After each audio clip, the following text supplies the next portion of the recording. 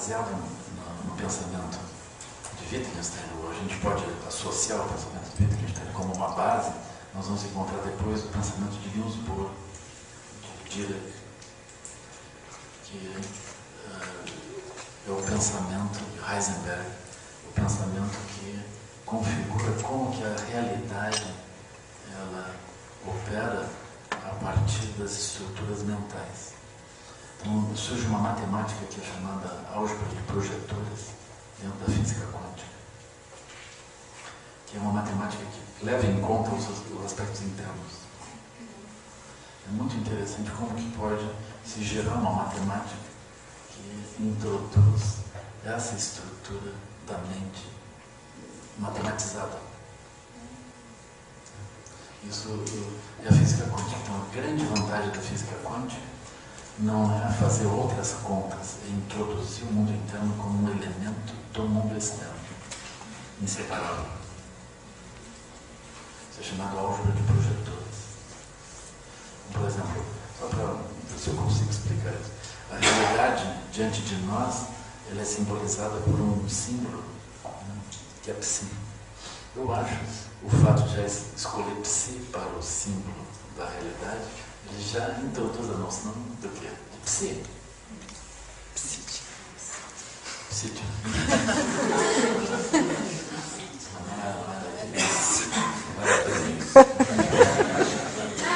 É psi da psicologia. E aquilo é explícito. Por quê? Porque a função psi, que espelha a realidade, ela não tem forma definida. Eu acho isso maravilhoso. É uma grande frustração para os físicos que estão fazendo curso de física, eles querem ver a cara de psi. Psi não tem cara. Isso é muito frustrante, porque todo pensamento determinístico, ele diz a realidade externa, ela está configurada. O próprio Einstein, ele tentou derrubar isso, porque ele tinha um pensamento determinístico. Então o Einstein tenta encontrar armadilhas para dizer que a noção de usar psi como a expressão da realidade é uma falha. Então a física quântica ela não trabalha com a realidade, ela é incompetente em lidar com a realidade, porque a realidade ela já está definida e a física quântica começa operando com uma coisa que não é definida, que é psi. Ele tenta provar. Só que todas as tentativas que ele faz, elas no fim resultam em contra-provas. Ou seja, ele termina provando que não dá mesmo. O que é muito interessante. Então existe esse debate filosófico entre o Niels Bohr e o Einstein, que é um debate que durou décadas, até a morte do próprio Einstein. Se diz que depois da morte o Bohr continuava uma coisa mediúnica. Mas é muito interessante essa tensão entre os dois, que foi muito criativa, muito útil no desenvolvimento dessas ideias todas. Mas, então a gente começa com psi. Agora, como que psi produz uma aparência? Para produzir uma aparência, eu tenho que operar com um projetor. Vocês vão usar essa expressão. Um projetor. Então, na hora de álgebra de projetores, eu vou operar um projetor sobre essa função de onda. Eu posso também chamar isso de operador. Um operador. Esse operador, o que ele é? Esse operador, ele, essencialmente, na álgebra de projetores, ele é o conjunto completo das possibilidades de resposta da psi. Quando eu atuo com esse projetor sobre a função, eu obtenho os resultados vezes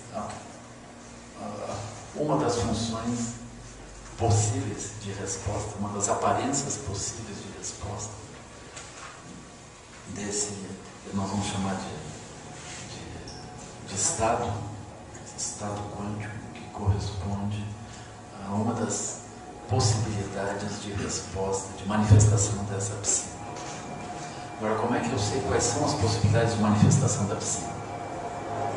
As possibilidades de manifestação da psi estão na dependência do operador. E como é que eu sei como é o operador? O operador, ele é essencialmente aquilo que vai fazer a psi se manifestar segundo as possibilidades de resposta ao próprio operador. Isso seria assim: eu tenho uma realidade. Quando eu faço uma pergunta, a realidade não tem face. Quando eu faço uma pergunta, que cara tem você? A realidade diz: você queria saber sobre que ponto de vista?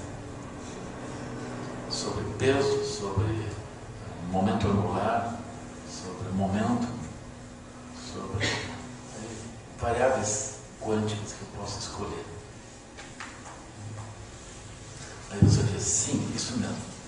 Aí a função pergunta: quais são as possibilidades que você imagina?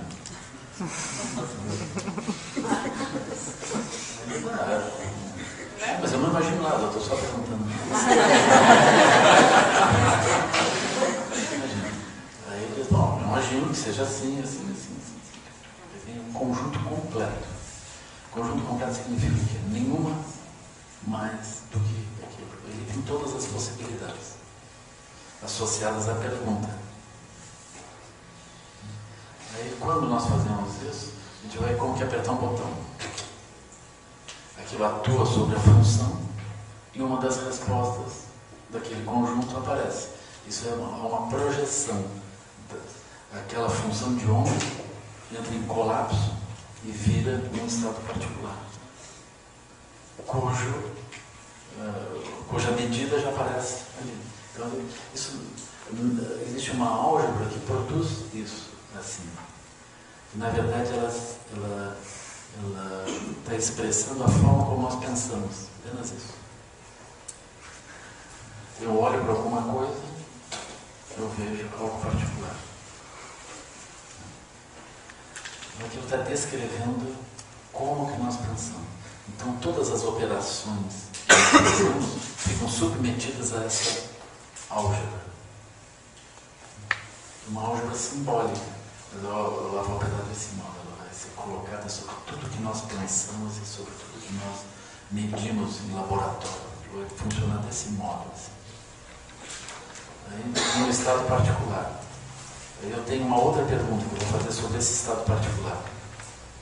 Se a variável dinâmica sobre a qual eu vou fazer a pergunta, ela é compatível com aquele estado particular, então eu tenho uma resposta precisa.